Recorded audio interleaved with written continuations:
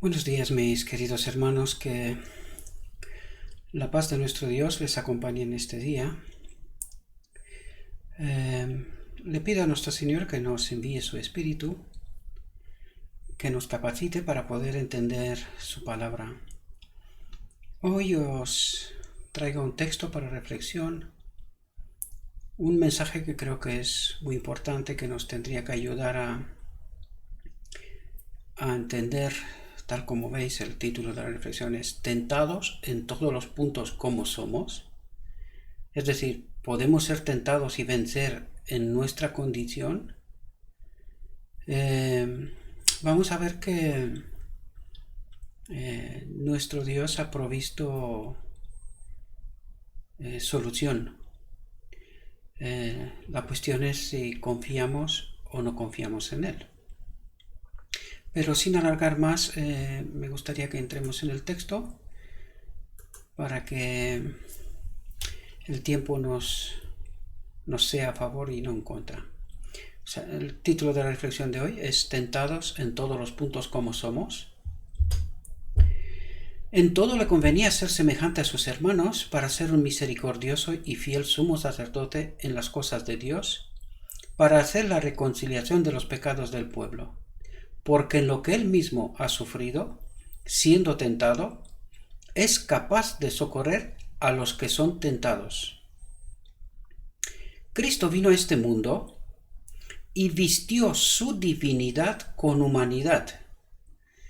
Aquí entendemos claramente, ya lo hablamos en alguna otra reflexión, ¿verdad? El proceso inverso.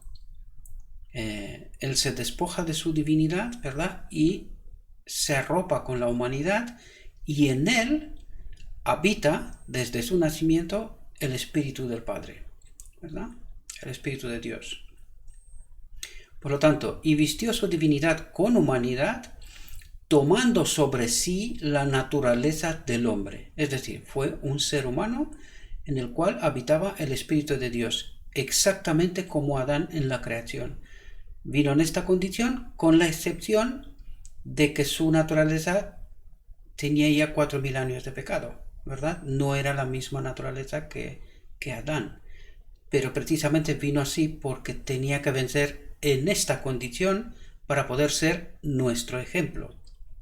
Vino para pasar por las experiencias de la humanidad, para pasar sobre el suelo, y atentos aquí, en el que Adán había caído, para redimir su fracaso. Pero si entendemos que Adán significa humanidad, es decir, él viene a vencer donde Adán cayó o la humanidad cayó, ¿verdad? Tenemos que entenderlo en esta perspectiva, en esa doble perspectiva, ¿verdad? Adán había caído para redimir su fracaso, para encontrar y conquistar al adversario de Dios y del hombre, para que por su gracia, ya lo dijimos en otros momentos, ¿qué es su gracia? Es el Espíritu de Dios, el Espíritu Santo en nosotros, ¿verdad? Para que por su gracia el hombre pudiera ser un vencedor y finalmente tener un lugar con él en su trono. Aquí ya de entrada podemos entender claramente, pero nos lo va a explicar en toda esta reflexión. Al final vamos a entender claramente que lo que os digo aquí, realmente esta es la solución de nuestro Dios, ¿verdad? Que la humanidad y la divinidad se combine y que en esta condición podemos vencer, ¿verdad? Tomó el campo del conflicto y en este átomo de un mundo la controversia entre Cristo, el príncipe de la vida, y Satanás, el príncipe de las tinieblas, se iba a librar. Por la transgresión, el hombre se había convertido en hijo del mal. Ya dijimos en otras reflexiones, estamos en rebeldía con Dios en realidad. Cautivo de Satanás, el enemigo de Dios. ¿Entendemos en lo que se ha convertido el hombre? ¿Verdad? En hijo del mal, cautivo de Satanás, el enemigo de Dios. Satanás tergiversó el carácter de Dios y el hombre que había sido hecho a imagen y semejanza de Dios dudó del amor de su Padre Celestial, desconfió de su palabra y se puso en una terca incredulidad. Este es el resultado del pecado, ¿verdad? Terca incredulidad y rebelión contra sus requerimientos. Es decir, deja de obedecer por naturaleza, ¿verdad? Y esto se convierte para el hombre en un imposible. Por eso es necesario que Cristo venga a enseñarnos el camino, que sea el ejemplo, ¿verdad? Cristo vino a representar el carácter de su Padre para ganar al hombre de nuevo a su lealtad a Dios, para reconciliar al hombre con Dios, ¿verdad? Para que esa unión de lo divino y lo humano se restablezca, ¿verdad? Porque no hay otra forma de reconciliar al hombre con Dios. No hay otra forma. Y lo vamos a ver también con el texto, ¿verdad? Se propuso encontrar al enemigo y desenmascarar sus artes, ¿verdad? Sus engaños, ¿verdad? Para que el hombre pudiera elegir a quién serviría. Satanás había sido Lucifer, el portador de luz, el que compartía la gloria de Dios en el cielo y el segundo en poder y majestad después de Jesús. En las palabras de la inspiración se le describe como el que sella la suma, lleno de sabiduría y perfecto en belleza. Pero Lucifer había pervertido la belleza y el poder con el que fue dotado por el Creador, y su luz se había convertido en oscuridad. Cuando a través de su rebelión fue expulsado del cielo, determinó hacer del hombre su víctima y de la tierra su reino. Echó la culpa de su rebelión a Cristo. Y atentos aquí. Y en un odio decidido a Dios, trató de herirlo a Dios a través de la caída del hombre. Por lo tanto, podemos darnos cuenta que nosotros somos víctimas colaterales. El auténtico conflicto está entre Dios y Satanás, ¿verdad? En la felicidad y la paz del Edén, tuvo una visión de la felicidad que había perdido para siempre, ¿verdad? Tuvo una visión de la felicidad que había perdido para siempre y decidió excitar en los corazones de las criaturas de Dios la misma amargura que él mismo sentía. Y fijaos para qué. Para que sus cantos de alabanza y acción de gracias se convirtieran en un reproche contra su Creador, ¿verdad? Es decir, nuestra vida es un reproche contra nuestro Creador. ¿Pero por qué? Porque nosotros seguimos eligiendo pecar. Y este es el reproche. Y eso lo que está diciendo en realidad es que nuestro Dios es impotente en hacer que el hombre pueda vivir en conformidad con su carácter, ¿verdad? Eso es lo que está diciendo, y desgraciadamente el cristianismo es lo que cree, que realmente es impotente, que no puede obedecer, ¿verdad? Aunque Dios había dotado al hombre de todas las cosas para su gozo, y los habitantes del Edén no sabían nada del mal, sin embargo no resistieron las insinuaciones del archiengañador, sino que cayeron de su rectitud y probaron la amargura de la transgresión. La paz se había ido, el amor había huido. Y en lugar, atentos aquí, y en lugar de la unión con su Creador, ¿entendemos la unión de lo divino y lo humano? ¿Y qué dice? ¿Qué tipo de unión era? Dice, de la unión con su Creador. Es decir, en el hombre, en Adán, habitaba su Creador. Su espíritu, lo podemos entender en el texto, ¿verdad? Por lo tanto, no es ningún invento, ninguna fantasía de nadie, sino que es una realidad que por desgracia hasta ahora no hemos entendido, y tengo la extraña sensación que tampoco lo estamos tan dispuestos a aceptarlo ahora, ¿verdad? Llevamos tanto tiempo con cierta enseñanza que ni siquiera cuando encontramos el escrito está, no nos lo creemos, ¿verdad?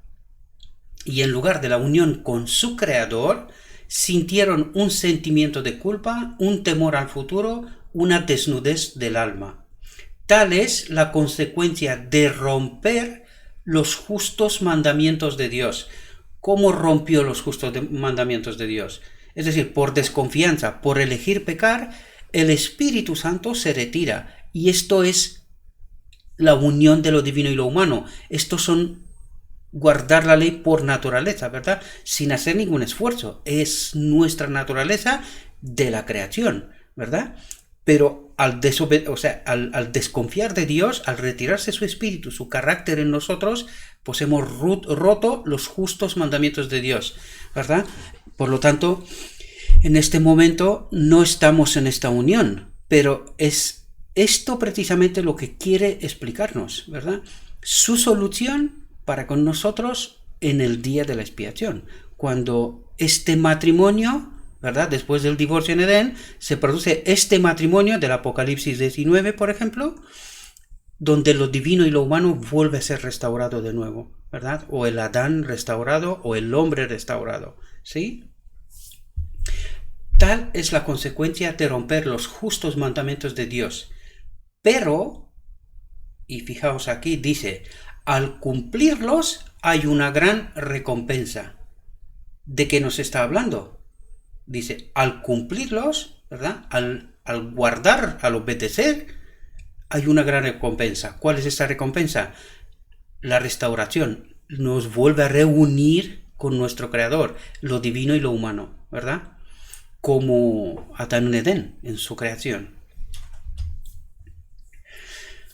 La caída del hombre, fijaos aquí, llenó todo el cielo de dolor. ¿Lo entendemos? O sea, lo importantes que somos para el cielo. Dice, la caída del hombre llenó todo el cielo de dolor. Y el corazón de Jesús se conmovió con infinita compasión por el mundo perdido, la raza arruinada. Es decir, su creación que ha caído, que se ha separado de Dios, ¿verdad? La raza arruinada. Vio al hombre sumido en el pecado y la miseria y supo, atentos, que no tenía poder moral. ¿Qué es el poder moral? Es el Espíritu de Dios en nosotros, ¿verdad? Que no tenía poder moral para vencer en su propio nombre. Ya no, ¿verdad? El poder de su enemigo, para vencer en su propio nombre, el poder de su enemigo que no dormía, ¿verdad? Y que en realidad estaba trabajando precisamente para que el hombre no pueda vencer. Él ya lo sabía, que cuando se rompe esa unión de lo divino y lo humano, el hombre ya lo tiene, está atrapado, ¿verdad? En el amor y la piedad divinos, vino a la tierra a librar nuestras batallas por nosotros. Es decir, abrir ese camino, que en otras reflexiones lo hablamos, ¿verdad? Abrir ese camino, enseñarnos cómo podemos vencer. ¿Lo entendemos? Vino a la tierra a librar nuestras batallas por nosotros, porque solo Él podía conquistar al adversario, ¿verdad? Vino a unir al hombre con Dios. ¿Qué es lo que está diciendo? Él vino para restaurar esta unión, ¿verdad? Al unir al hombre con Dios, a impartir la fuerza divina al alma arrepentida. Es decir, Él nos trajo el Consolador. Antes de ir al cielo, nos dijo que nos envía el Consolador. De eso nos está hablando, ¿verdad? La unión perfecta, absoluta, se producirá en el final del día de la expiación, ¿verdad? Pero mientras tanto tenemos al Consolador con nosotros, y de eso nos está hablando, ¿verdad? Porque antes no lo teníamos, ¿verdad? Antes de que nos lo envíe Cristo, no lo teníamos, ¿sí? Y desde el pesebre hasta el Calvario, a pasar por el camino que el hombre recorrería, atentos, dando a cada paso al hombre un ejemplo perfecto de lo que debe hacer, presentando en su carácter, ¿qué es el carácter? ¿Qué dijimos nosotros que es el carácter? Que el que se restaura al final del día de la expiación, ¿verdad? Esta es la metáfora para entender que es la presencia de su Espíritu con y en nosotros, ¿verdad? Dando a cada paso al hombre un ejemplo perfecto de lo que debe hacer, presentando en su carácter, en el carácter de Cristo, ¿verdad? Ahí teníamos que ver en su carácter, que es la solución, por eso es el ejemplo, lo que la humanidad, atentos de lo que está diciendo, ¿verdad? Lo que la humanidad podría llegar a ser cuando se uniera con la divinidad. ¿De qué nos habla aquí? ¿De qué nos habla aquí? Del final del día de la expiación, ¿verdad? De eso nos habla. Vamos a leer la frase seguida de nuevo para entenderla bien, ¿verdad? Vino a unir al hombre con Dios, a impartir la fuerza divina al alma arrepentida, y desde el pesebre hasta el Calvario a pasar por el camino que el hombre recorrería, dando a cada paso al hombre un ejemplo perfecto de lo que debe hacer, presentando en su carácter, es decir, presentando en el carácter de Cristo, lo que la humanidad podría llegar a ser cuando se uniera con la divinidad. ¿Cuándo se une con la divinidad? Apocalipsis 19, Zacarías 3, en fin.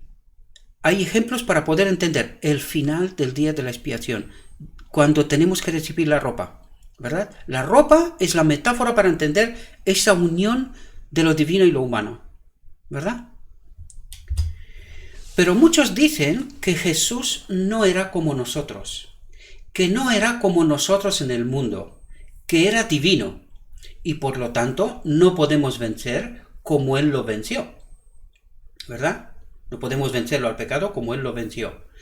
Pero esto no es cierto, porque ciertamente no tomó sobre sí la naturaleza de los ángeles, sino que tomó sobre sí la simiente de Abraham, es decir, la naturaleza humana, ¿verdad? Porque en cuanto Él mismo sufrió, siendo tentado, es capaz de socorrer a los que son tentados. Cristo conoce las pruebas del pecador, conoce sus tentaciones, tomó sobre sí mismo nuestra naturaleza, ¿verdad? Era humano. Fue tentado en todos los puntos como nosotros. Lloró, fue un hombre de penas y conoció el dolor. Atentos aquí. Como hombre, vivió en la tierra. Como hombre, ascendió al cielo. Como hombre, es el sustituto de la humanidad, es decir, el vencedor del pecado, el que abre el camino, ¿verdad? En este sentido es el sustituto de la humanidad. Como hombre, vive para interceder por nosotros. ¿Cómo está en el santuario celestial ahora? Como hombre. ¿Dónde intercede por nosotros? En el santuario celestial, ¿verdad? Como hombre, vive para interceder por nosotros. Y fijaos ahora, como hombre, Él vendrá de nuevo con el poder real y la gloria para recibir a aquellos que le aman y para los que ahora está preparando un lugar. Es decir, Él preservará esta naturaleza humana por la eternidad.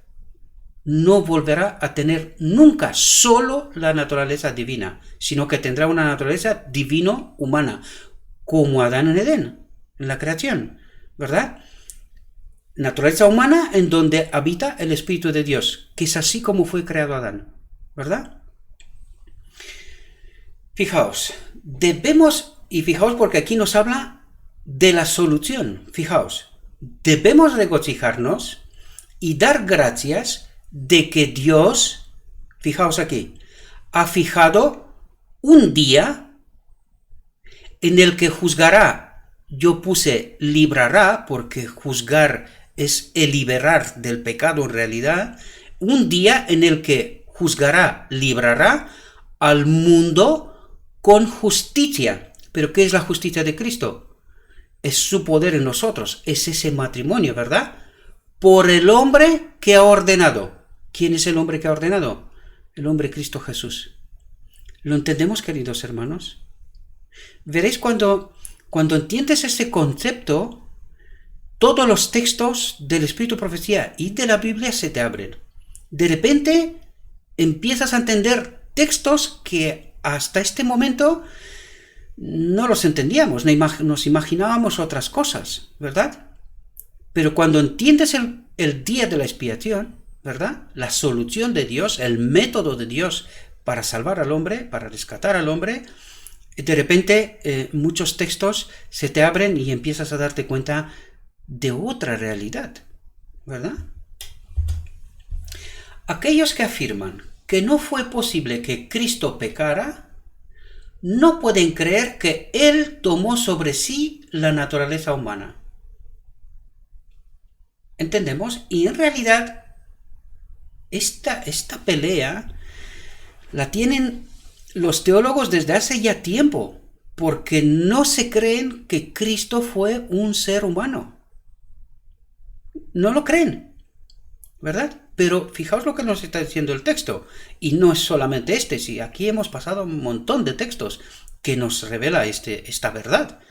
Lo que pasa es que nos dice que no nos la queremos creer, ¿verdad? Aquellos que afirman que no fue posible que Cristo pecara, no pueden creer que Él tomó sobre sí la naturaleza humana. Yo no sé por qué hay tanta pelea. En fin, no lo sé. Cristo fue realmente tentado, no solo en el desierto, sino durante toda su vida. En todos los puntos fue tentado como nosotros. Y porque resistió con éxito la tentación, atentos porque aquí nos habla de él como ejemplo, ¿verdad? Resistió como hombre, eso es lo que nos está diciendo, que él como hombre, con el Espíritu del Padre en él, está claro porque él nunca pecó, ¿verdad? Es como el segundo Adán, la segunda oportunidad, ¿verdad? Para el hombre de resistir al pecado, pues de eso nos está hablando. Dice, en todos los puntos fue tentado como nosotros, y porque resistió con éxito la tentación, en todas sus formas, nos dio un ejemplo perfecto. Por lo tanto, la gran pregunta es, ¿podemos resistir la tentación? Debemos de elegir entre creer lo que Dios nos dice o creer otras cosas. Por no decir creer al diablo, porque en realidad es creer al diablo o creer a Dios, ¿verdad? Entonces, para mí, la gran incógnita es ¿a quién creo? ¿Creo a Dios que puedo resistir la tentación o no lo creo? ¿Lo entendemos? A través de las amplias provisiones hechas en nuestro favor. ¿Cuáles son estas amplias provisiones? Abandonó su divinidad, su naturaleza divina, exclusivamente divina, queridos. Este es el precio que Cristo tuvo que pagar. Él será siempre hombre durante la eternidad. Por lo tanto, a través de las amplias provisiones hechas en nuestro favor, podemos ser partícipes de la naturaleza divina y escapar de la corrupción que hay en el mundo a través de la lujuria. Jesús dice, y fijaos aquí porque es que lo dice Jesús. Entonces, ¿lo creemos o no lo creemos? Al que venza ¿qué? Si el cristianismo hoy no se lo cree, dice que es que no podemos vencer. Y Cristo dice, al que venza, le concederé sentarse conmigo en mi trono. Una vez hice esta expresión y alguien, en fin, alguien dijo que tengo muchas fantasías en la cabeza, ¿verdad? Pero un otro texto anterior que lo leímos en esta misma reflexión también decía esto mismo, ¿verdad? Y él dice, al que venza, le concederé sentarse conmigo en mi trono, así como yo he vencido y me he sentado con mi Padre en su trono. ¿Entendemos? Pero en fin, eso no es cuestión de vanidad, sino simplemente destacar una realidad que la afirmé en cierto momento y alguien me decía que estoy, en fin, probablemente que he visto muchas películas de science fiction. Este es el comienzo de nuestra confianza. Es decir, ¿por qué pecó Adán? Porque desconfió. Y ahora fijaos lo que dice. Este es el comienzo, de nuevo, de nuestra confianza. Hombre y Dios, ¿verdad? Debemos mantenernos firmes hasta el final. ¿Firmes en qué sentido? Obedecer. No pecar. Resistir a la tentación. De eso nos está hablando, ¿verdad? Jesús puede permitirnos, cuando dice Jesús, entended su representante, el Consolador, ¿verdad? Jesús puede permitirnos resistir las tentaciones de Satanás, porque vino a traer el poder divino para combinarlo con el esfuerzo humano. ¿Entendemos el mecanismo, queridos? Es que aquí está claro, porque Cristo vino a traer al Espíritu Santo para combinarlo con nuestro esfuerzo. Y esta es la solución, ¿verdad? Esta es la solución. Hasta que al final del día de la expiación, este cuerpo, ese templo queda purificado y el Espíritu de Dios volverá a habitar dentro. ¿Lo entendemos? Pero mientras tanto, combinamos el poder del Espíritu Santo más el esfuerzo humano. Y es así como debemos de vencer. Y es así como podemos vencer, ¿verdad? Jesús dijo: yo y mi Padre somos uno. Habla de sí mismo y del Padre cuando habla de poder omnipotente. Fijaos ahora que nos está explicando una verdad extraordinaria. Quiero resaltar algo. Sé que molesta, yo lo sé que molesta. La verdad en realidad siempre molesta. Pero fijaos desde cuándo es ese texto, 1892. Mi pregunta es, ¿cómo es que nadie lo ha entendido hasta ahora? Es después de 1888, la sierva del Señor lo pone por escrito, ¿verdad? Pero ¿podemos entender ahora cuál era el mensaje de 1888? ¿Podemos entenderlo? Vamos al texto. Jesús dijo: yo y mi Padre somos uno. Habla de sí mismo y del Padre cuando habla de poder omnipotente, es decir, como él vivió, como él venció, ¿verdad? Poder omnipotente, que lo puede todo, que puede vencer el pecado, ¿verdad? Y reclama para sí la justicia perfecta. ¿Qué es la justicia perfecta? Que el Espíritu del Padre habitaba en él. Esta es la justicia perfecta. No hay otra, ¿verdad? Y fijaos lo que dice aquí. Lo puse con letras tan grandes que no se nos escape. En Cristo moraba la plenitud de la divinidad corporal. ¿Qué quiere decir esto? Si lo leímos hasta antes, ¿verdad? Y nos dice, Cristo era un ser humano. Pero dice, en Cristo moraba la plenitud de la divinidad. Pues es justo lo que nos decía él todo el rato. No soy yo el que hace esas cosas, sino que el Padre que habita en mí. Pues eso es lo que nos está diciendo aquí, mis queridos hermanos. En Cristo moraba la plenitud de la divinidad, el Padre, la plenitud de la divinidad, el Padre corporal. ¿Verdad? Porque aunque quisiéramos interpretar y decir que no, que Cristo era divino, aquí dice la plenitud de la divinidad. La plenitud de la divinidad es el Padre, porque Él, al tomar sobre sí la naturaleza humana, no podía ser la plenitud de la divinidad. ¿Sí? Por lo tanto, en Cristo moraba la plenitud de la divinidad corporal. Y esta es la solución. Esta es la solución. Por esto Él es nuestro ejemplo. Por eso teníamos que fijarnos en Él y entender cómo venció. ¿Lo entendemos, queridos? Y fijaos aquí. Por eso, aunque tentado en todos los puntos como nosotros, se presentó ante el mundo sin ser contaminado por las corrupciones que le rodeaban. ¿Por qué dice? Fijaos, dice, en Cristo moraba la plenitud de la divinidad corporal. Por eso, aunque tentado en todos los puntos como nosotros, se presentó ante el mundo sin ser contaminado por las corrupciones que lo rodeaban. ¿Por qué? Porque el Padre habitaba en él. Y espero que entendamos que esto no es ninguna fantasía. Está escrito y venimos tratándolo reflexión tras reflexión. Espero que lo podamos entender. ¿Sí? También nosotros, estemos atentos, también nosotros debemos ser partícipes de esa plenitud. Ay, aquí también alguien me decía que que me he montado una película mía sola. Que habite Dios en nosotros, que queremos ser como dioses. Desde 1892 esta verdad está aquí. ¿Por qué no la entendimos?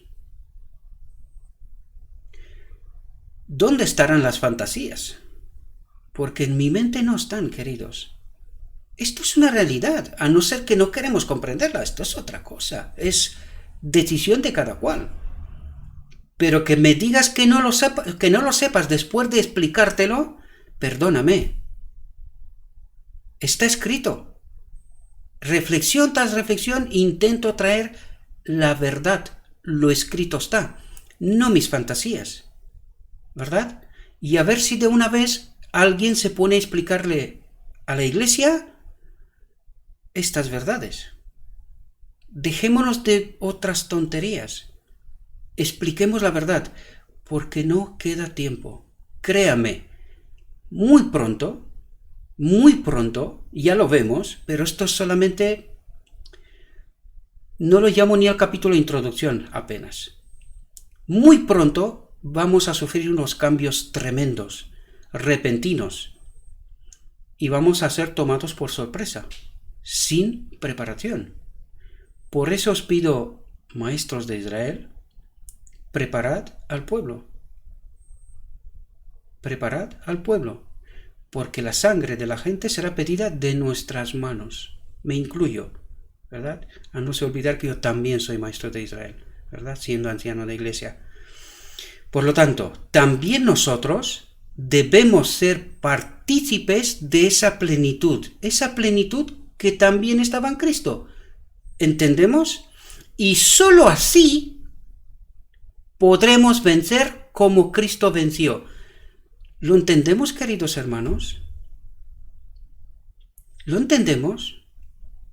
En el nombre de Cristo Jesús os lo pido, por favor. Reflexionad. A mí me da igual, es que a mí no me importa. Solamente presentar la verdad. Presentar la verdad y punto. No importa de dónde la has averiguado, no importa lo que has estudiado. Esas cosas, la vanidad no importa. O sea, escucho vez tras vez un llamado a no sé de dónde, porque es que yo no me acuerdo irme de ninguna parte. ¿Y a qué me llamas? ¿A lo que sabía antes? Pues querido, entre ti y Dios, ¿a quién tengo que elegir? Por favor, siéntate en mi lugar, ponte en mi lugar. ¿Tú qué harías? Dejemos la vanidad de un lado. Expliquemos a la gente la verdad, queridos. No queda tiempo. No queda tiempo. Espero, mis queridos hermanos, que esta reflexión nos haya ayudado y que le pido a nuestro Dios que nos envíe su Espíritu, que nos capacite, que nos dejemos impresionar por el Espíritu Santo, queridos, y que entendamos estas verdades. No son fantasías, está escrito. Y además sabemos que al final del tiempo nuestro Dios enviará sus mensajeros, ¿verdad? Sus mensajeros. Eso no tiene que ver, en absoluto tiene que ver con la vanidad, no, tiene que ver con la verdad. Si Dios te descubre la verdad, ¿qué harías? ¿Te la guardas? Pues amigo, si te guardas la verdad y no la dices y además que te la envía Dios, vas a tener un gran problema. Espero que seas consciente. Y ahora, cuando tú eres capaz de darte cuenta que has recibido esta verdad, ¿qué eres? ¿En qué te conviertes? En un mensajero de Dios. Por lo tanto, dejémonos de tonterías. Yo no tengo ningún problema con mi vanidad, no me considero nada, ya os lo he dicho, miradme como lo que queráis. Es que esto no me importa. Pero quédate con el mensaje. Quédate con el mensaje y predíquele a la gente esta verdad. Dejémonos de tonterías. Yo no tengo que volver a ninguna parte porque no me he marchado de ninguna parte para entender. ¿Y volver a la verdad anterior? ¿Eso es lo que me estás pidiendo? Yo ya he tomado mi elección, querido. Entre ti y Dios, yo ya he tomado mi elección. O sea, no sé dónde me quieres someterme a qué autoridad. Por favor, en el nombre de Cristo Jesús, te lo pido, piénsalo. Espero, mis queridos hermanos, que os haya servido esta reflexión. Le pido a nuestro Dios que nos envíe su Espíritu, que nos capacite, que nos ayude a entender estas realidades, estas verdades. Son sus verdades, no son mías, está escrito, está, ¿verdad? Y tampoco son textos sueltos, es todo un capítulo. Os invito a que vayáis al origen, está en inglés, es verdad, pero bueno, hoy tenemos potencial para traducir de otros idiomas, ¿verdad? Por lo tanto, podéis comprobar vosotros mismos que es verdad y es un capítulo entero, no son cosas sueltas en absoluto, ¿vale? Por lo tanto, espero que os haya servido esta reflexión, que el Espíritu de Dios os acompañe y que tengáis un próspero día, y todo lo que os he dicho, os lo he dicho en nombre de Cristo Jesús. Amén.